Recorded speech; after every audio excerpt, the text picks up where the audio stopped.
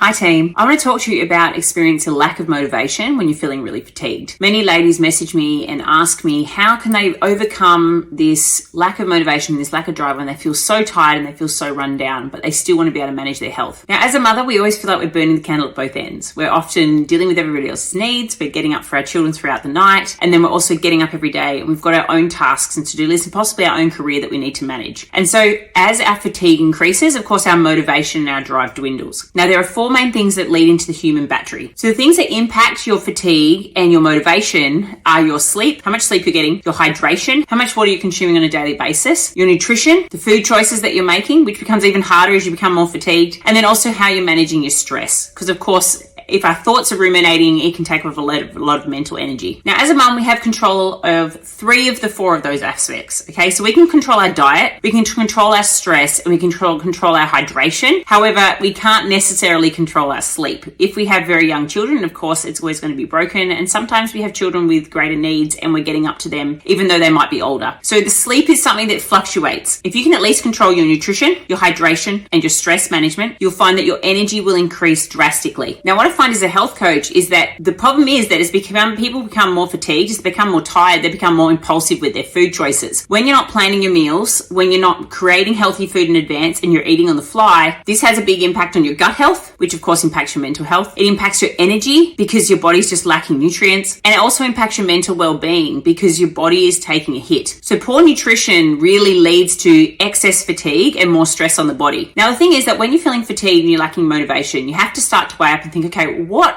activities are worth my time and the effort? And food prep and meal planning is definitely one of them. As a result of making better food choices, you're always going to be less stressed. You're able to eat on the fly and you know that you can still be fueling your body right. You're going to have more energy and you're also not going to be stressed about what you're consuming from day to day. You're going to sleep better and you're going to have better mental health. So meal planning and food prep is a habit that should never slip away when you're fatigued. It's something that you should always prioritize, and it also saves you time in the kitchen and saves you time stressing from day to day around what you're going to provide the kids or the family. Water intake goes with that. So if you're able to consume at least 2 liters of water, what you'll find is it'll flush out the toxins, it reduces your brain fog, it's going to increase your energy, and it's also going to keep you feeling fuller for longer. A lot of people mix up the feelings of hunger with hydration. Exercise, however, is one of those things that when you start to feel fatigued and you're feeling really drained, you want to try and peel it back. So don't expect yourself to be breaking any records. The idea of just getting outside and doing a brief walk with the kids, getting some fresh air, is really good for your mental health. It reduces stress from the body and also clears brain fog so you can think clearly. When you're in a better state of mind, you can be less impulsive with your food choices. So moving your body in some form is better than not doing anything at all. Now, what I recommend if you're feeling really fatigued is putting off some tasks around the home. The priority of doing the washing every day, you might want to cut it down to 2 days a week. Or maybe you're going to decide that you're only going to do the floors once a week because you're feeling tired that week. That's okay. You don't have to be living in a display home 24/7 all year round. It's not possible, and when you're feeling fatigued, don't put that pressure on yourself. Focus on the habits that are going to make you feel better about yourself at the end of the day, which is just moving your body in some form and being on top of your food. And as a result of slowing down and taking a bit of a break, you won't be putting so much pressure on yourself and feeling so fatigued, and then hopefully you'll have a chance to reset. So when you're lacking motivation as a result of feeling tired, I recommend you to